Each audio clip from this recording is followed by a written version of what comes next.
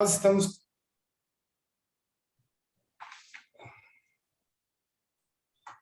Bom dia. Hoje nós estamos começando o nosso segundo dia de palestra, de seminário, né, organizado pela Comissão de Propriedade Intelectual da OAB de São Bernardo do Campo.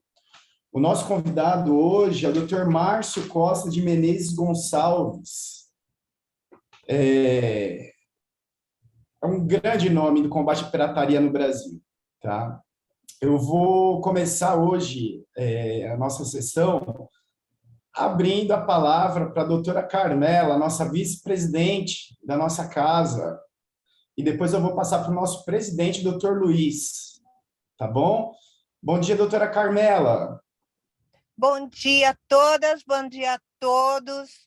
Uma satisfação muito grande. Cumprimento o doutor Marcelo pelo belíssimo trabalho à frente da Comissão de Propriedade Intelectual. Na sua pessoa, cumprimento a todos os membros desta seleta comissão.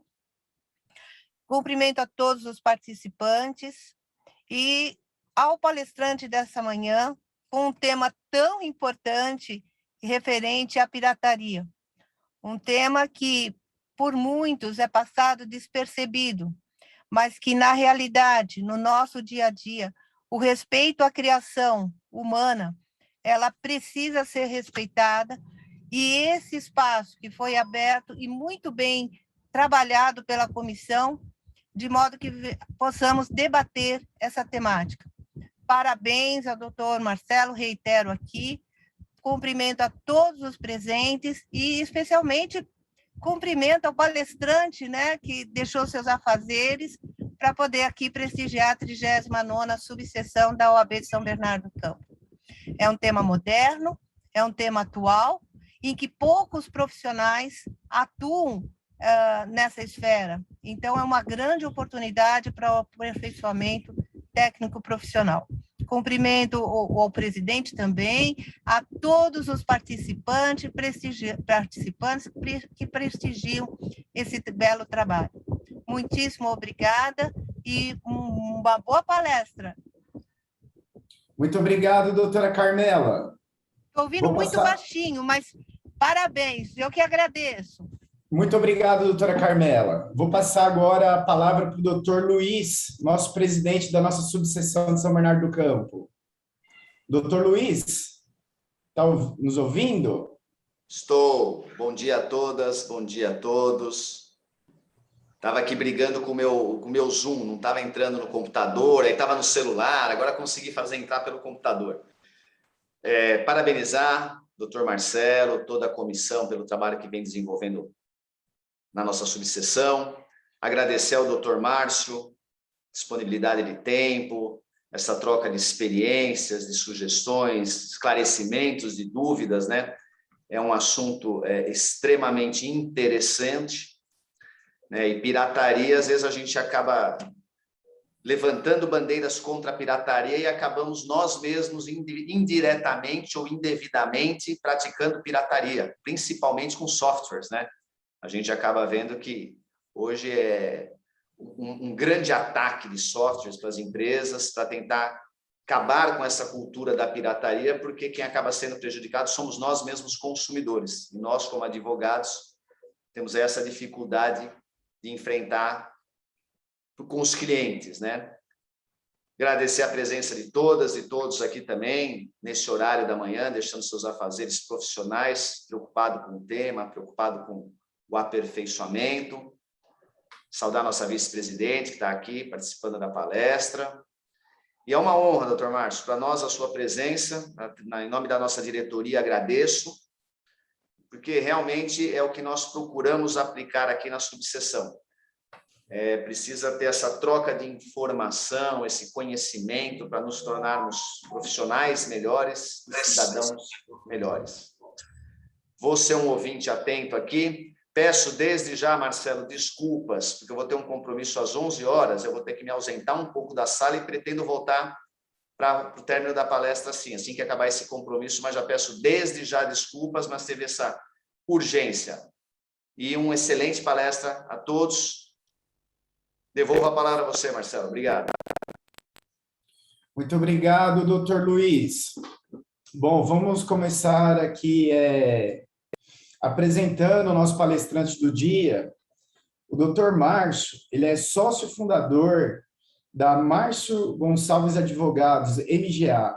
Ele é advogado formado em 1993 pela PUC de São Paulo, especialista em propriedade intelectual e direito digital, presidente do ICI, é o Instituto do Capital Intelectual, diretor jurídico da ABRAL, Associação Brasileira de Licenciamento de Marcas e Personagens, diretor do Departamento de Relações Internacionais e Comércio Exterior da Fiesp, integrante das comissões de Propriedade Intelectual e Direito da Moda da OAB de São Paulo e da Comissão de Inovação, Combate à Pirataria e Propriedade Intelectual da OAB Santa Catarina. Foi o primeiro secretário executivo do Conselho Nacional de Combate à Pirataria, CNCP, do Ministério da Justiça, nos anos de 2005 e 2006, e autor do livro A Pandemia da Pirataria, lançado no ano de 2020. Doutor Márcio, bom dia, eu agradeço a sua presença em nome de todos os advogados da subseção de São Bernardo do Campo, e agora eu te passo a palavra, doutor. Um bom dia. Muito obrigado, Marcelo. Eu que só tenho a agradecer a essa oportunidade, né, que a OAB São Bernardo do Campo nos dá de debater um tema, como disse no presidente, bastante atual. E então agradecer ao convite em nome do presidente, doutor Luiz, da vice-presidente, doutora Carmela, em seu nome, Marcelo, e já temos aí tantos anos de batalha juntos, né? Assim como outros que estão participando também estão dispondo do seu tempo para esse nosso encontro. Então, queria agradecer a todos e a todas, dizer que, de fato, já está aí atual, e eu digo que, infelizmente, ela é atual há tempo. Né? O Brasil, a sociedade brasileira acabou se acostumando com a presença desse tipo de ilícito, né? E muitas vezes, como o doutor Luiz muito bem falou, muitas vezes, talvez por o nosso país não valorizar muito a propriedade intelectual, né, cometendo equívocos em relação a softwares, em relação a, hoje em dia, obras audiovisuais, né, o streaming. A gente está vivendo um momento muito, muito importante, um momento muito raro da discussão da propriedade intelectual. Então, essa iniciativa da OAB de São Bernardo do Campo, capitaneada pelo meu colega e querido amigo Marcelo, bastante oportuna. Né? E eu acabei me preparando, de uma certa maneira, para fazer uma apresentação e dividir com vocês, né, uma apresentação bastante relacionada com experiência, né, nesse tema de combate à pirataria, nesses mais de 25 anos aí que eu me dedico a essa verdadeira guerra, né? Porque a pirataria tem que ser vista efetivamente como guerra, né? Eu sempre faço um alerta no começo das minhas apresentações, por ter tido a oportunidade de viver a vida de governo por 2 anos, quando fui secretário executivo do Conselho Nacional de Combate à Pirataria. Fui o primeiro secretário executivo, me honro muito disso, quando nós, desde o início, percebemos que por trás dos crimes de pirataria estão organizações criminosas, extremamente financiadas, que juntamente com a pirataria introduzem no nosso país drogas, armas e munições. Então, a pirataria ela não é um problema somente dos detentores das armas. Efetivamente, né, o que se perde de arrecadação de impostos com a pirataria, o que se perde de postos formais de emprego, né, como a pirataria alimenta as organizações criminosas, e através da que eu vou ser muito responsável para cumprir o tempo que me foi destinado, até para que ao final do nosso encontro nós possamos ter algumas perguntas e participação de vocês, que gentilmente aí estão cedendo o tempo de vocês para me ouvir. Eu começo a minha apresentação. Aquela pergunta típica está na tela, Marcelo? A apresentação ou não? Ela aparece na tela para todos? Está compartilhada? Aparece na tela, sim, porém precisa colocar em formato de slide. Isso. Então, perfeito. Ótimo. Então, eu também gostaria, nessa introdução, dizer que eu me sinto muito honrado em fazer essa apresentação, porque a minha mãe é advogada também, militou durante mais de 30 anos em São Bernardo do Campo. Então, a região aí nos traz sempre muito boas lembranças e recordações. Então, começo a minha apresentação. O Marcelo já fez um resumo das atividades hoje que eu lidero, que eu participo. O importante da propriedade intelectual do combate à pirataria é a conscientização. Então, perante todas essas entidades, o que eu procuro fazer é dividir um pouco do meu conhecimento, do nosso dia a dia, efetivamente com aqueles que têm interesse no tema. No ano passado, eu acabei, era um sonho que eu tinha de reunir o que foi a experiência que eu tive nos anos de 2005 e 2006 junto ao Conselho Nacional de Combate à Pirataria, e eu acabei lançando em dezembro do ano passado o livro A Pandemia da Pirataria, em que, mais para frente, eu vou até dar o acesso para que todos que tenham interesse possam fazer o download gratuito dessa obra, que eu tenho muito orgulho e que contou com a participação de colegas bastante combatentes, de colegas que estão nessa luta no seu dia a dia, como alguns que aqui eu vejo prestigiando essa apresentação. O Davi, que também foi palestrante, ou será palestrante, Marcelo, é um grande talento da propriedade intelectual, Vinícius e outros colegas queridos. Então, o livro, na verdade, ele é para todos. Eu também costumo começar as apresentações, além do currículo de instituições que eu participo, com algo para mim que é o mais importante na minha vida, que são meus 3 filhos, a quem eu dedico todos os meus dias, aos meus pais, aos meus irmãos também. E esse é o livro A Pandemia da Pirataria, que retrata os 15 anos de atuação do Conselho Nacional de Combate à Pirataria, e que eu, através do site do Museu da Pirataria, vocês vão ter possibilidade de fazer o download gratuito dessa obra. Mas vamos aí, Porque a Pandemia da Pirataria, o nome do livro e o nome escolhido para esse nosso bate-papo, Sem dúvida alguma, pelos anos em que a pirataria está introjetada em toda a nossa sociedade, isso já se tornou uma pandemia faz muito tempo, faz pouco tempo não. Eu trago também, no ano de 2006, uma manchete do jornal Folha de São Paulo, quando se fala que brinquedo pirata tem até lixo hospitalar. Isso foi fruto de uma apreensão que ocorreu no Porto de Santos, que foram encaminhadas amostras de bonecas piratas de uma grande marca, que é muito pirateada, e quando foi feito o teste junto ao Instituto dos Exames Toxicológicos, verificou-se que em algumas das bonecas o plástico utilizado para a sua fabricação era lixo hospitalar. Imagine um resíduo de lixo hospitalar na boca de uma criança. Então, é algo muito grave. A gente normalmente se atenta bastante, sim, aos prejuízos econômicos da pirataria, mas a pirataria, no final do dia, acaba trazendo prejuízos muito sérios à saúde e à segurança dos consumidores. Então, a gente está falando de 2005, se a gente vive uma pandemia do coronavírus em 1 ano e meio, eu posso dizer claramente que nesses últimos anos, se não décadas, a gente vem vivendo uma pandemia oculta da pirataria, Sem contar que muitas das organizações criminosas, como mencionei, acabam financiando suas atividades através da venda de produtos piratas. Essa notícia, muitos de vocês, por serem talvez novos, nem lembram que sejam CDs, DVDs, Hoje é tudo muito digital, o acesso, mas é uma manchete também mostrando que o PCC, o primeiro comando da capital, se alimentava financeiramente, se alimenta da venda de produtos piratas. Saem os CDs, os DVDs, e entram os catéteres, os bisturis, as peças de automóveis, os óculos, as camisetas, os jogos, tudo que gera grandes danos. E mais recentemente, também para conectar um pouco com a pirataria que nós vivemos, a falsificação não somente de álcool em gel, que foi objeto de muitas manchetes de veículos de comunicação, falsificação de máscaras, a falsificação de testes para a Covid e, mais recentemente, infelizmente, a falsificação até mesmo de vacinas que deveriam ser destinadas ao combate à pandemia. Então, eu não tenho dúvida de que a pandemia da pirataria já permeia a nossa sociedade há muitos anos.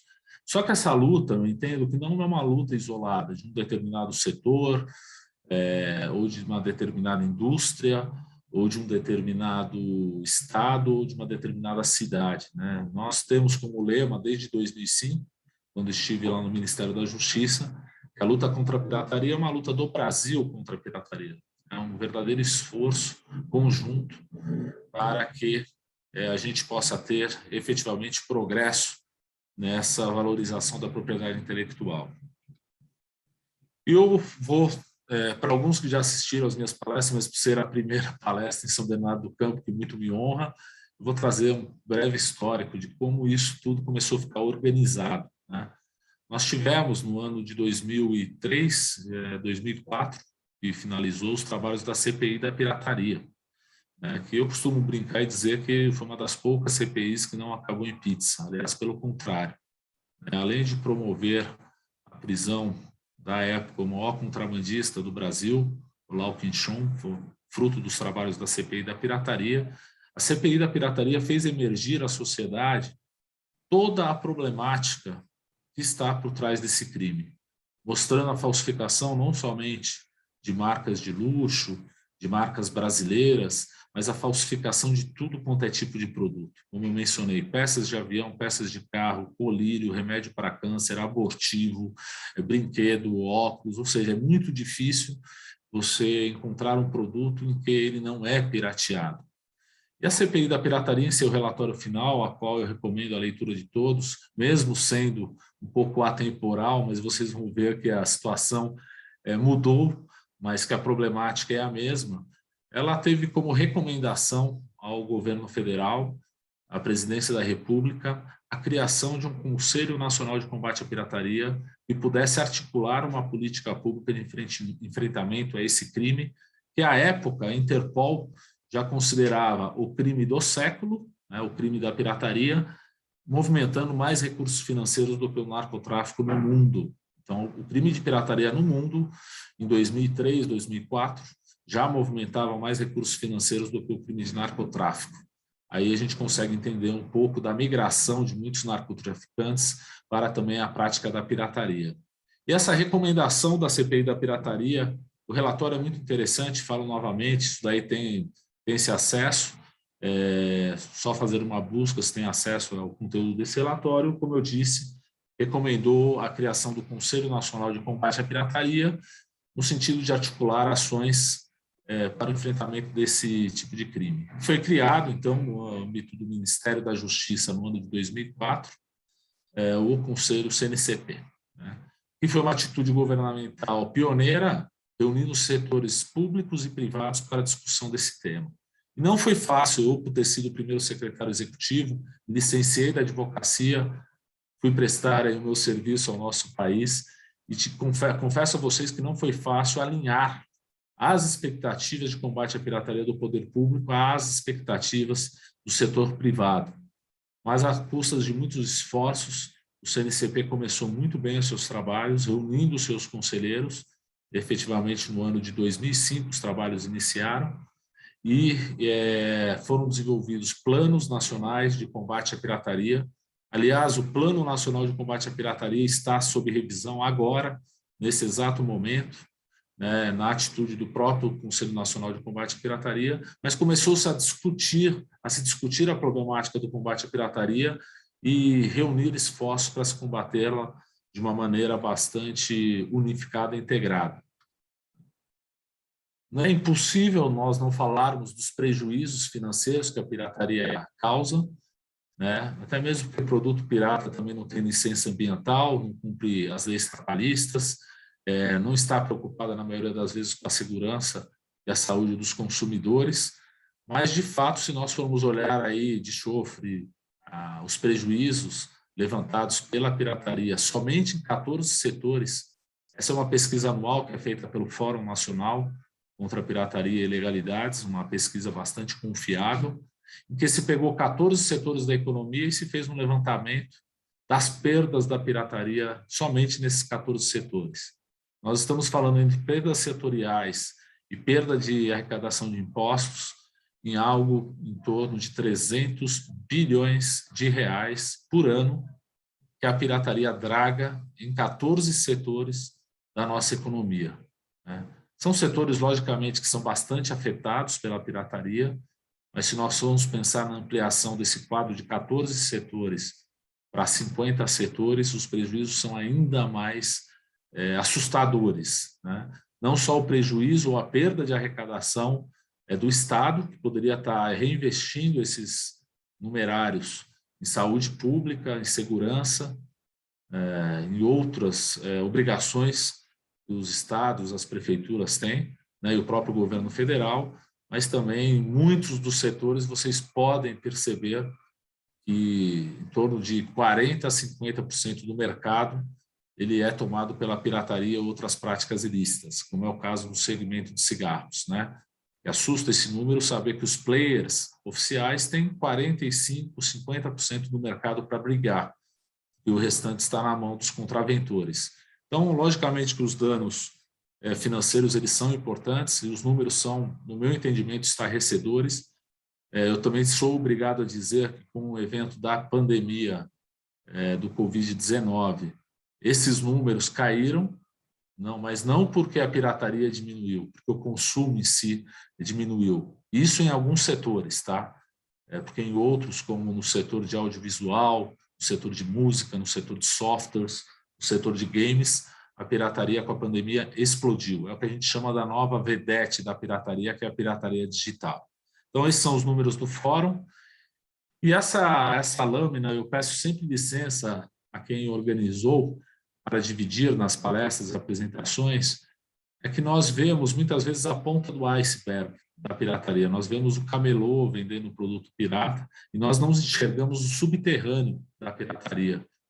Quando nós estamos falando de pirataria, nós hoje em dia que trabalhamos com isso há muito tempo, temos em mente que a árvore dela toda são as organizações criminosas e que juntamente com a pirataria, essas organizações trabalham com lavagem de dinheiro, tráfico de pessoas, contrabando e descaminho, trabalho escravo e subemprego, subfaturamento e falsa declaração, sonegação, corrupção, tráfico de drogas e armas, mostrando todo o ecossistema invisível que a pirataria, sobre o qual as raízes da pirataria, sobre a qual a pirataria é sustentada. Isso serve de alerta para todos nós, né, como consumidores, como pais, como educadores, como donos dos nossos próprios negócios, de que, ao comprar o produto pirata, o consumidor está abastecendo, querendo ou não, numa via ou noutra, grandes organizações criminosas que lidam com esse tipo de crime.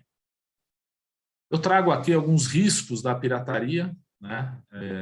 Muitos de vocês conseguem imaginar alguns deles, né? Mas nós temos também o Brasil sendo vítima da pirataria, que é a biopirataria, quando diversos laboratórios alienígenas vêm no nosso país, nas nossas florestas, e voltam ao seu país com amostras que só existem nas nossas florestas para o registro de patentes de medicamentos, né, se utilizando indevidamente de todo o ativo brasileiro, de todas as nossas riquezas minerais, vegetais, animais históricas, para combater, para também promover a pirataria.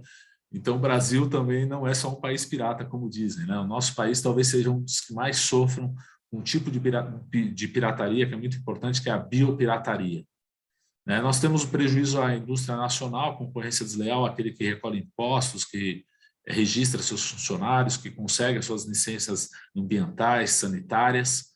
Então, esse prejuízo ele é muito claro, né? O pirata não paga nada por isso. A gente tem o comprometimento à geração de empregos, por conta da pirataria, roubar os empregos formais, né? E mesmo assim também a fuga de investimentos de empresas, de países, de organizações que deixam de investir os nossos recursos no Brasil, pelo país muitas vezes sendo um pouco leniente com as violações de propriedade intelectual.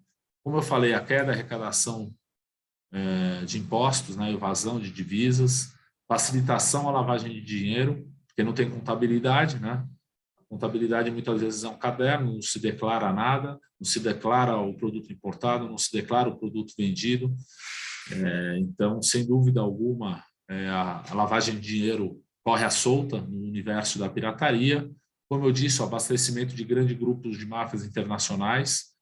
Por que eu vou levar cocaína para o Brasil, se eu corro um risco enorme de ser flagrado, não seria mais fácil levar contêineres com produtos piratas, né? Então, as grandes máfias internacionais têm cada vez mais investido os seus recursos financeiros em produtos piratas, né? As pressões internacionais para que o país combata a pirataria, o que é normal, né, sendo o nosso país integrante da Organização Mundial de Comércio, mas o que mais me chama a atenção, o que mais me sensibiliza com a pirataria são evidentemente os prejuízos que a pirataria causa aos consumidores com seus riscos à saúde. Durante muito tempo nós desenvolvemos um trabalho muito forte para uma grande fabricante de escovas de dente, e estava tendo muitas das suas escovas de dente pirateadas. Eu trago essa foto como forma de chamar a atenção mesmo, um estudo que foi realizado, onde foram batidas fotografias à esquerda as cerdas da escova de dente de um produto original e à direita as cerdas da escova falsificada, ambas sem uso, tá? Essa foto já faz demonstrar a todos o perigo de se colocar uma escova de dentes piratas na boca, né? Vocês conseguem verificar do lado direito. Não existe arredondamento de cerda, né? São verdadeiras espículas que acabam danificando o esmalte dos dentes, as gengivas, né? A dentição como tudo. Enquanto as escovas originais, que é a foto aumentada 1000 vezes à esquerda, mostra que há um cuidado no arredondamento e no polimento das cerdas, que são feitas efetivamente, logicamente, para ter um tempo de duração, mas que levam em consideração toda a proteção à saúde e à segurança dos consumidores. Esse é um pequeno exemplo do que, ao se deparar com um produto pirata, muitas vezes os nossos olhos não veem, né? E como ocorre mesmo com escovas de dente, também ocorre com lâminas de barbear, né? Então, a primeira foto é de uma original, as duas outras fotos são de lâminas de barbear falsificadas, aumentadas 1000 vezes, em que a gente não enxerga isso, o consumidor não enxerga no momento da compra. Sem falar, efetivamente, da questão envolvendo outros tipos de produtos, né? Que a criatividade dos piratas parece não ter fim. Parece também não ter nenhum tipo de cuidado para com o consumidor. Eu reuni algumas fotos de algumas apreensões nesse slide. Eu não sei se vocês vão ter condições de ver pelo tamanho da tela, mas primeiro a gente tem o CD do Alexandre, né? O Alexandre, um CD apreendido, provavelmente tenha sido no Rio de Janeiro, porque é do próprio sotaque fluminense, né? Alexandre. Daí a gente tem a Raik, a gente tem o Emílio Santiago. Esses 3 relógios, um é Boss, outro é COS, o outro é DOS. Se você não gostar do Boss, você tem a opção do COS, se não gostar, você tem do DOS. A camiseta amarela do lado direito, ela é um co-branding, né? Porque é uma camiseta pirata vendida com a marca da Nike e a etiqueta da Calvin Klein, né? A gente tem o Ball Star, as Bibas, que é o Adidas, tem uma série de criatividade em relação à pirataria, mas que de fato acaba não respeitando os direitos dos consumidores. Temos as pilhas Skinny, a bolsa Adadas, esse aparelho é o Panasonic, e temos o Viagra, falsificado numa betoneira, numa fábrica clandestina, no qual vai saber lá o que se tinha na pílula que era vendida, porém a betoneira ela só serviria para deixar a coloração azul. Não sei também que tinta eles utilizaram, mas esse é todo o cuidado, né, que os piratas têm com a fabricação dos seus produtos, né?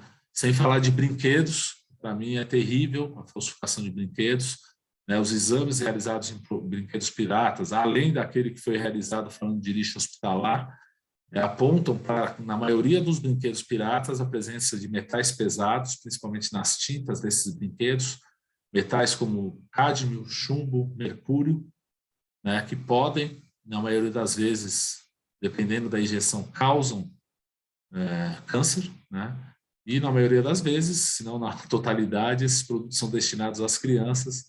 Como eu falei, certamente qualquer criança normal vai colocar um brinquedo com tinta tóxica na sua boca e pode vir a desenvolver sintomas extremamente graves. Então, esse é um alerta para os pais, para os padrinhos, para os amigos, dos riscos que a pirataria de brinquedo causa, sem contar de peças que se soltam, não são muito comuns, cabelo, peças pontiagudas, logicamente que são produtos também que não passam pelo crivo do Inmetro em relação à sua segurança, né? Então, a gente começa a perceber, por esses exemplos, que a pirataria ela não é restrita somente a alguns produtos, a alguns setores, né? Ela atinge praticamente que todos os setores. Não há que se falar, no trabalho do Conselho Nacional de Combate à Pirataria, onde eu comecei a minha apresentação, sem citar alguns avanços que foram avanços bastante importantes, principalmente no início desses trabalhos, né? E temos também avanços importantes para compartilhar atualmente dos trabalhos do Conselho Nacional de Combate à Pirataria. Um dos avanços que eu considero dos mais importantes foi um reforço na fiscalização do que se chamou e se chama até hoje de ponte da amizade, né? Essa foto abaixo à esquerda, as duas à esquerda, apesar de pequenas, mostram o que era a realidade da ponte da amizade de Foz do Iguaçu, de Cidade do Leste, né? Há alguns anos atrás, principalmente nos anos 2000, 2003, 2005, né? Que eram comboios de ônibus que cruzavam as nossas fronteiras, que se abasteciam no país vizinho e que traziam do nosso país toda a sorte de produtos, entre eles os pirateados. Era muito comum, quartas-feiras e finais de semana, 600, 700 ônibus cruzando as nossas estradas e se destinando única e exclusivamente à prática de trazer produtos piratas para o Brasil. Essa foto de baixo é o que era a Ponte da Amizade, né, com essas várias caixas na cabeça. Eu fico em dúvida como essa caixa chega do outro lado. Essa foto de cima é um ônibus com duas fileiras de cadeiras e de lá para trás somente produtos pirateados. E no final do ônibus, cocaína, maconha e merla, mostrando essa ligação do crime de pirataria, de contrabando, também com tráfico de entorpecentes. E eram diversos ônibus que a gente chamava de containers ambulantes, sem contar os carros também. Não vou falar que não existe mais isso, né? Mas o que era, por atitude do governo brasileiro e por uma iniciativa do próprio Conselho Nacional de Combate à Pirataria e a Receita Federal do Brasil, Polícia Rodoviária Federal, Polícia Federal, a Ponte da Amizade, ela foi reformada, vamos dizer assim, né, com um controle muito mais rígido do que se passar em relação ao trânsito terrestre. Logicamente que esse reforço na fiscalização terrestre fez com que os contraventores buscassem outras alternativas. Hoje em dia, a forma de transporte lacustre, através do Rio Paraná, ela é muito utilizada pelos contrabandistas, mas mudou a logística deles, né? Então, esse eu acho que foi um marco do enfrentamento do crime da pirataria no nosso país, e foi um reforço na fiscalização da Ponte da Amizade, né, que une o Brasil ao Paraguai. Nós temos aqui no estado de São Paulo, e principalmente na cidade de São Paulo, eu sei que na cidade de São Bernardo do Campo, recentemente, tiveram boas atuações, né, de uma união de esforços liderada principalmente pelo DEIC, na figura do Dr. Wagner Carrasco, delegado da primeira DIG, onde Polícia Civil, Receita Federal e Guarda Civil Metropolitana, se eu estou esquecendo de alguém, cometendo algum deslize, Prefeitura Municipal de São Paulo, sim, resolveram unir esforços para fazer operações conjuntas contra a pirataria aqui em São Paulo. Dizer que São Paulo não tem pirataria é negar o óbvio. Porém, nós podemos dizer que os trabalhos executados por essas entidades públicas, vamos assim dizer, por esses órgãos públicos, entes públicos, eles efetivamente têm dado duros golpes nas organizações criminosas que lidam com pirataria. Um exemplo disso foi a Operação Prometeia, ocorrida no ano passado, e outras várias operações que vêm ocorrendo de combate à pirataria. Então, eu louvo aqui os esforços, principalmente os esforços conjuntos realizados por esses entes públicos, juntamente também com o apoio das entidades privadas, dos detentores de marcas, para que todos juntos possamos efetivamente minimizar um pouco dos efeitos que a pirataria causa ao nosso país. Então, ações articuladas junto aos estados, às prefeituras e também junto ao governo federal, uma ação também de muito impacto, todos devem ter acompanhado, é uma ação de fechamento de sites e provedores ilegais, que foi a Operação 404, liderada pelo Ministério da Justiça, pelo CEOP, são muito importantes. Só se combate o crime organizado estando organizado. E isso é um grande avanço que o nosso país teve nesses últimos anos. E mesmo a união, como estamos falando na Casa do Advogado, e muitas vezes a união entre escritórios de advocacia para fazer ações conjuntas em defesa dos seus clientes, juntamente com os entes públicos. Então, a união de esforços contra a pirataria é a melhor receita que nós podemos deixar aí como legado e podemos empreender no nosso dia a dia. A gente fala muito em pirataria e pensa muito em repressão. É muito importante. Não tenha dúvida que a repressão é muito importante no combate à pirataria. Mas eu sempre aproveito essas oportunidades também para falar um pouco sobre as ações educativas. Todos vocês sabem muito bem, que o tema da propriedade intelectual não é um tema que é muito explorado nas universidades, nas faculdades, nas pós-graduações, nos mestrados, ao menos que você vai fazer alguma coisa específica. Então, a propriedade intelectual, eu entendo que ela não é muito valorizada, porque as pessoas não estudam a propriedade intelectual, né? Eu que já sou um pouquinho já coloco com muito orgulho na velha guarda, né, do combate à pirataria no Brasil. Quando me formei, não tinha um curso de especialização em propriedade intelectual, isso foi em 93. Tinha as aulas do professor Carlos Alberto Bittar, na USP, da qual eu tive o prazer de ser aluno ouvinte, né? Mas os cursos, as faculdades e universidades, salvo raríssimas exceções atuais, não olham para a propriedade intelectual com o carinho que tenha que ser olhado. Eu acredito que para se combater a pirataria de uma forma bastante efetiva e com resultados, a educação é muito importante. A educação dos profissionais de direito.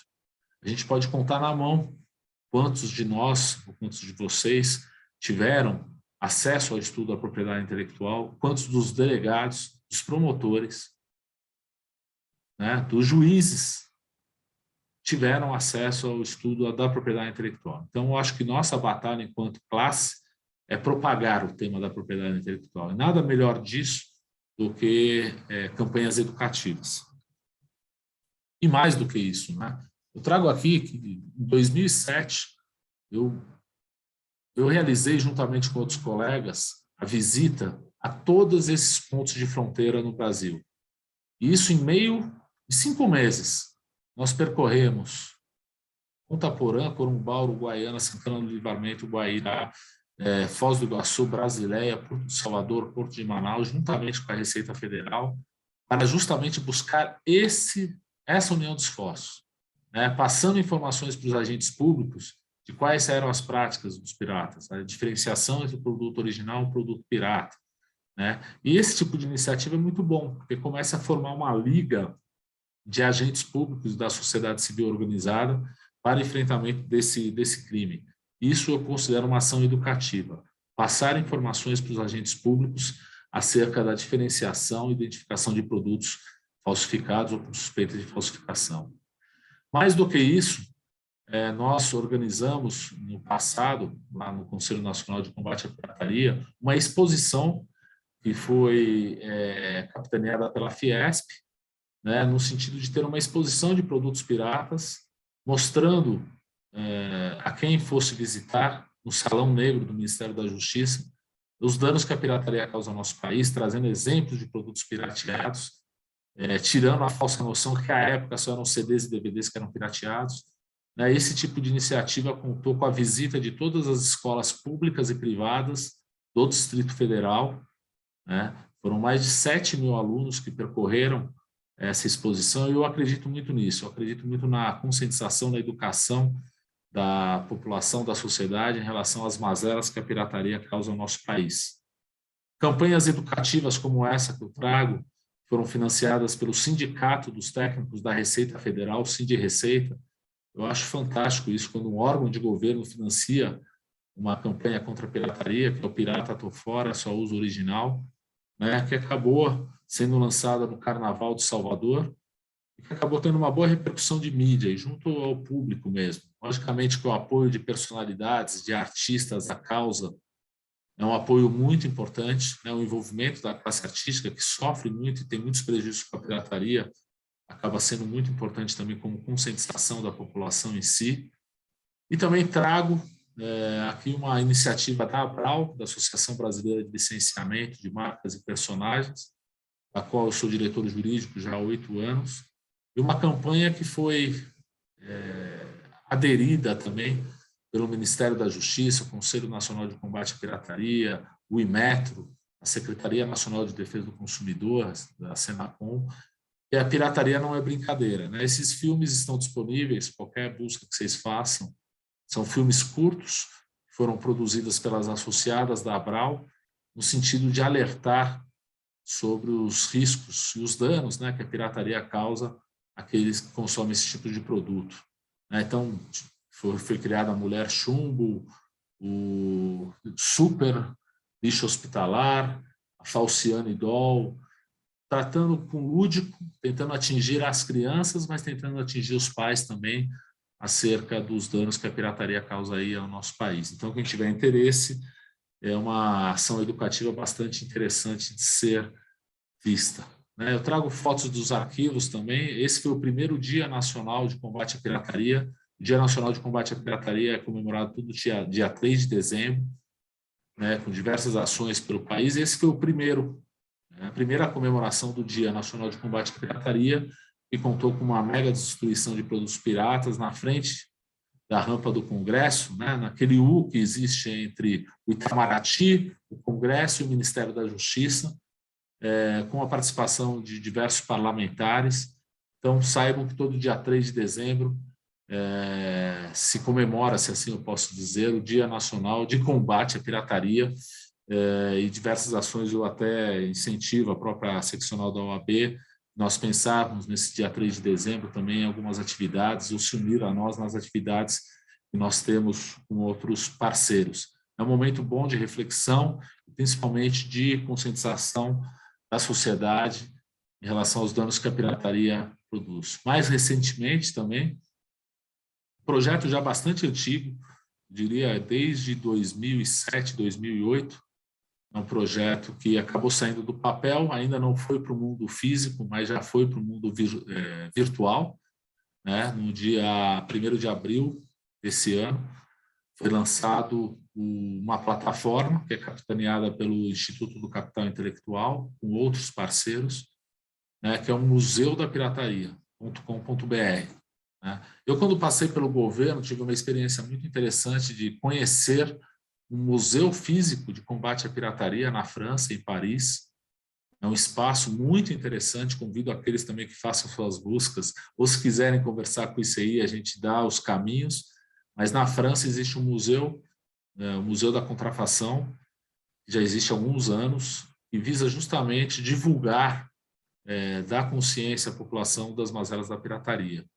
Inspirado nessa ideia, sempre o nosso sonho no Instituto do Capital Intelectual foi ter um museu brasileiro, da pirataria, e nós temos um projeto já desenhado, um projeto viável para termos esse museu fisicamente, inclusive num ponto bastante estratégico da cidade de São Paulo.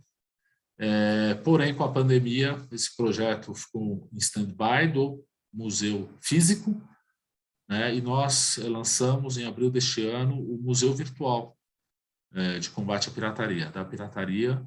Já contamos com mais de 35 apoiadores, inclusive faço convite para que a seccional da OAB de São Bernardo também possa aderir, e a todos vocês que estão participando também, são empresas, são associações, é o governo, inclusive o próprio Conselho, a Senacom, apoiando essa iniciativa. Então, eu deixo aí o link para vocês. Agora, em setembro, o site passa por uma última reformulação, e nós queremos, através desse espaço, fomentar a discussão sobre a pirataria no país. Já existe um projeto para que em 2023, de fato, nós já tenhamos a sede física desse museu. Já vou dar um spoiler aqui, que será na Avenida Paulista, só o número que eu não posso ainda dizer, mas essa nossa iniciativa é justamente de conscientização da população acerca dos danos que a pirataria traz ao país. Nós queremos esse espaço bastante democrático.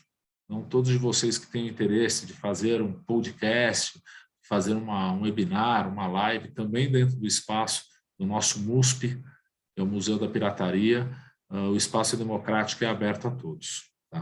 Então, é uma iniciativa que eu compartilho com vocês, recente, que efetivamente muito nos orgulha e que tenho certeza que vão ser sementes que a gente vai plantar para o futuro. Eu já estou caminhando para o final, Marcelo, para a gente cumprir o nosso horário, tá? Eu trago aqui algo bastante importante que cria um certo link ou um nexo com tudo o que eu falei no começo, né? De que às vezes se vê uma pirataria, só está prejudicando a marca, tudo bem, os piratas são legais, eles dão acesso à cultura. Agora a moda é essa, né? A pirataria dá acesso à cultura. Agora quem vai criar, quem vai filmar, quem vai contratar elenco, se não tiver dinheiro para novas produções, né? Então, o acesso à cultura, ele é um pouco, tem que entender um pouco mais todo o ciclo econômico da cultura, né? O viés econômico da cultura, e não só o viés ideológico. Nós desenvolvemos durante muito tempo trabalho de combate à falsificação para uma marca bastante conhecida. À época, a gente fazia um trabalho muito forte em DVDs players, né? Eram os aparelhos que tocavam DVDs, que tinha muita falsificação, muita irregularidade. E foi feita uma apreensão grande pela Receita Federal.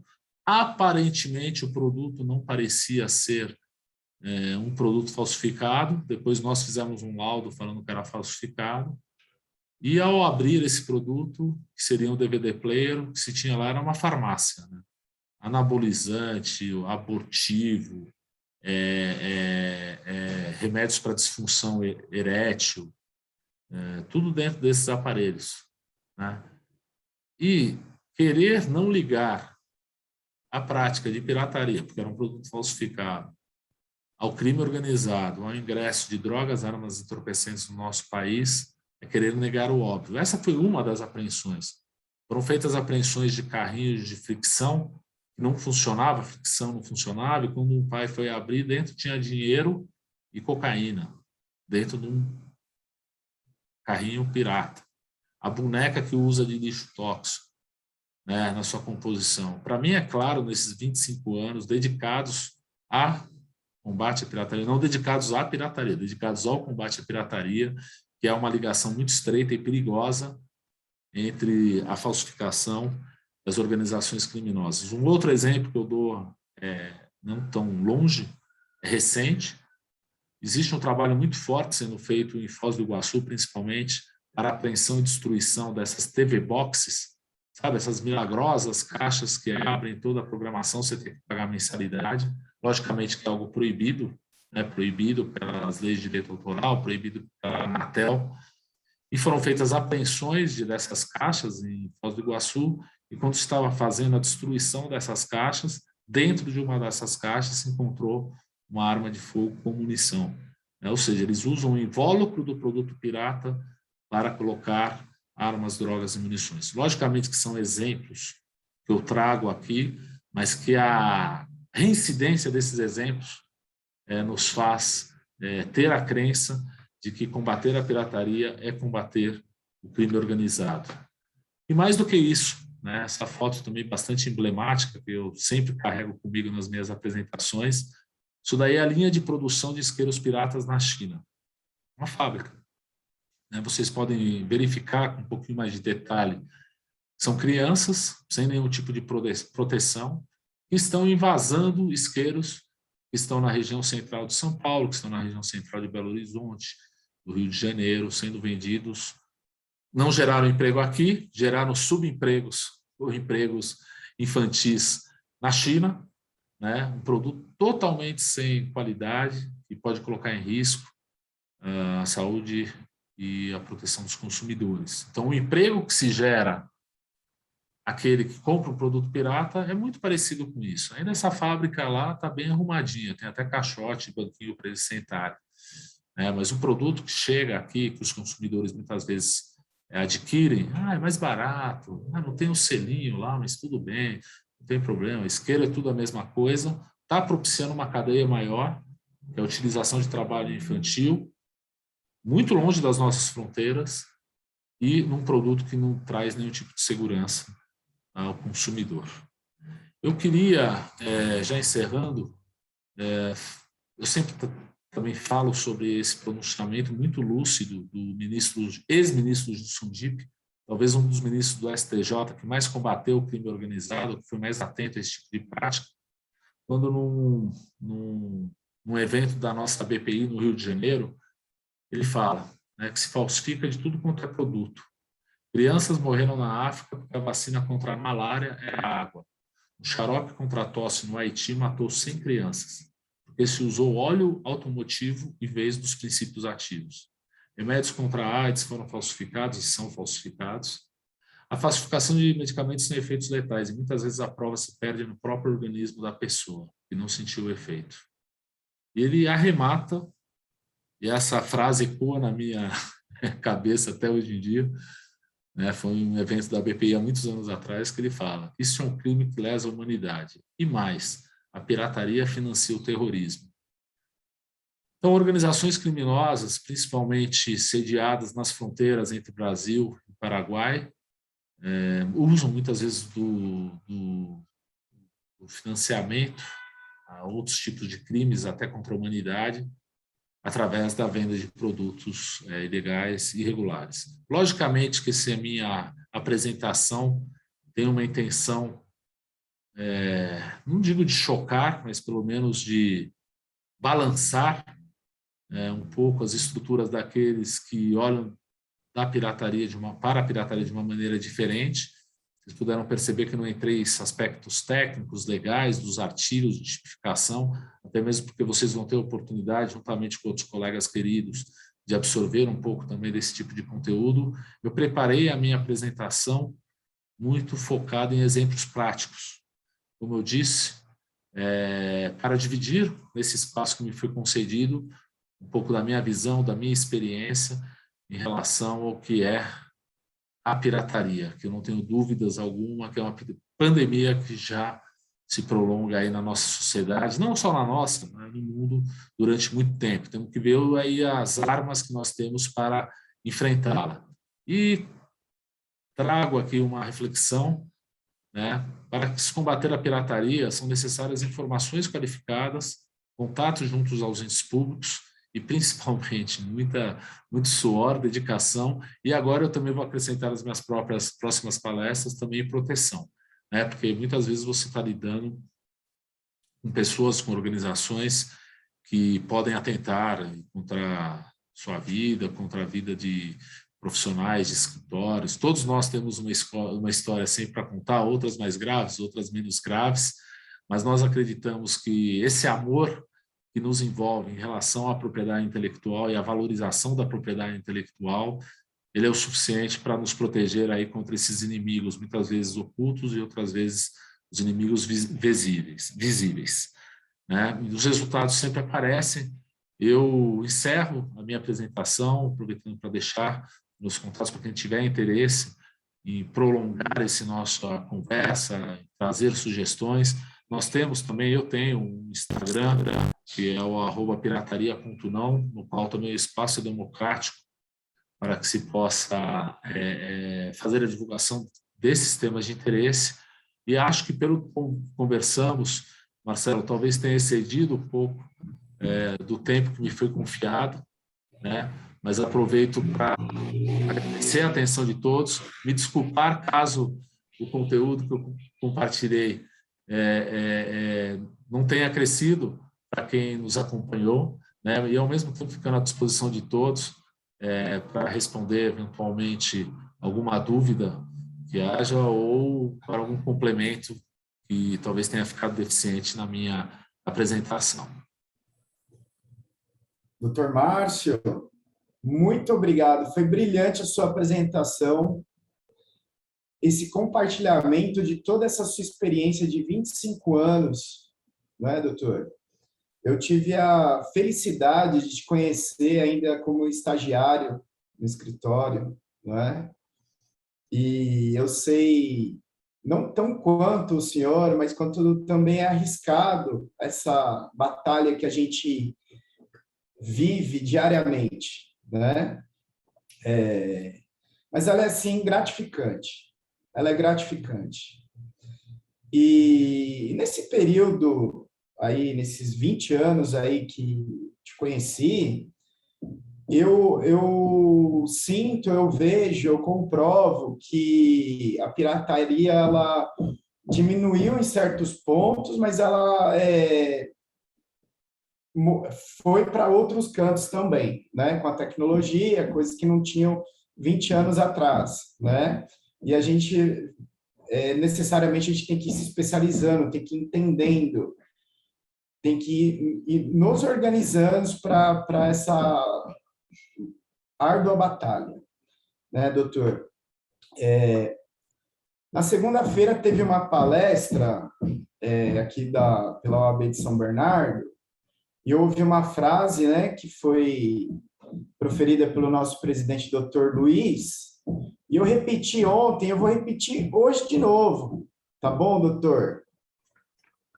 Ela é a seguinte: o advogado que divide seu conhecimento não gera concorrentes, mas sim conquistas admiradores. Doutor, eu sou um admirador do senhor, tá bom? Obrigado, Marcelo. Muito obrigado mesmo. Vamos ver se temos alguma pergunta, né? Acredito que não.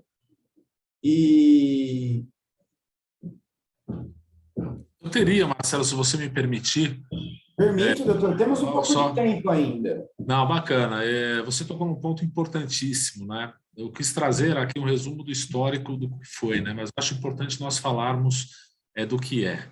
A frase do Dr. Luiz, o presidente da seccional, ela para mim se encaixa perfeitamente no meu espírito, eu diria até no meu perispírito, porque hoje a minha visão é o seguinte: quem lida com a propriedade intelectual está pescando num tanque.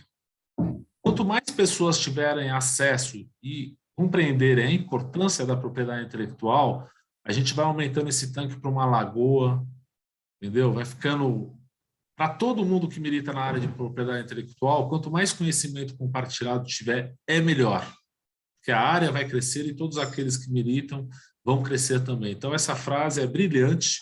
Não somos concorrentes, somos combatentes. Eu costumo brincar que quem combate a pirataria, de fato, é combatente. Prova disso é a nossa história, Marcelo, como você bem lembrou, de anos atrás, nós já estávamos batalhando de mangas arregaçadas com esse tema e continuarmos aqui firmes e fortes.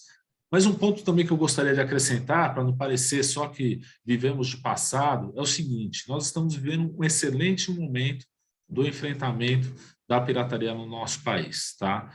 Quando o ministro Moro assumiu o Ministério da Justiça, ele conseguiu compreender rapidamente, pela experiência que ele tinha, de que a pirataria tinha uma ligação estreita com o crime organizado. E uma das principais diretrizes que ele deu à época foi o fortalecimento do combate à pirataria, porque se combatendo a pirataria está se combatendo o crime organizado, né? Então, esse elemento foi muito importante, porque o nosso conselho, que durante alguns anos, ou muitos anos, permaneceu dormente, sem nenhum tipo de iniciativa, de 2 anos e meio para cá, vamos falar até 3 anos, deu uma bela revigorada. Bela revigorada. A gente está falando da atualidade, né, dos crimes atuais. Continuam com a pirataria no comércio físico, na 25 de março, na Galeria Pagé, como existia antigamente. Só que hoje em dia, além desse tipo de pirataria, a gente tem que enfrentar a pirataria digital, a pirataria nos marketplaces, o anúncio de produtos piratas em grandes plataformas, onde o consumidor fica confuso. Pô, mas eu estou comprando nessa plataforma, não pode ser pirata. E é pirata, muitas vezes, né? Então, o próprio Conselho Nacional de Combate à Pirataria, ele lançou alguns guias voltados às boas práticas no comércio eletrônico, né? Que justamente as plataformas não podem se excusar de suas responsabilidades. Eu estou vendendo aqui, mas não sabia que era pirata. Não, você não pode vender droga, arma e munição numa plataforma. Então, você não pode vender produto pirata. E esse movimento fez com que diversas plataformas estejam trabalhando também em programas de proteção à propriedade intelectual. Então, a vedete da pirataria, que hoje é a pirataria digital, está sendo muito bem tratada pelo Conselho Nacional de Combate à Pirataria, pela Anatel, pela Ancine, pela Receita Federal, pela Polícia Civil. Eu digo o seguinte: o cerco está fechando. Aqueles que acham que podem ter uma loja virtual, uma plataforma virtual e que não vão incorrer em nenhum risco, aí sim, por conta de uma discussão voltada ao que se tem previsto no Marco Civil da Internet, que não protege o crime, que não protege a pirataria, diga-se passagem, aqueles que acham que estão aí no ambiente seguro, vendendo produtos piratas em suas plataformas, que aguardem, porque o governo está trabalhando muito forte nesse enfrentamento. Então, puxando uma atualização do que eu falei, mostrei muitas vezes da pirataria física, a pirataria digital está no front, está nos olhos da sociedade civil organizada e nos olhos do governo também. Esse adendo que eu queria fazer como forma de atualizar um pouco mais, né, essa prática de pirataria nos tempos atuais. E agradeço as suas palavras, e caso alguém tenha algum complemento, tenha alguma observação, continuo à disposição por aqui. Muito obrigado, doutor. Doutor, deixa eu só ver aqui. Eu imagino que o doutor Luiz e a doutora Carmela, eles se ausentaram, doutor, da nossa reunião, né? O doutor Luiz tinha avisado que ele teria outro compromisso, não sabia, e a doutora Carmela também avisou. Tá bom, doutor? Não, sem problema nenhum. Você já os então, representa muito bem, Marcelo. Eu aproveito, então, para agradecer em nome da Subseção de São Bernardo do Campo a tua presença aqui hoje, doutor. Foi brilhante sua apresentação, tá?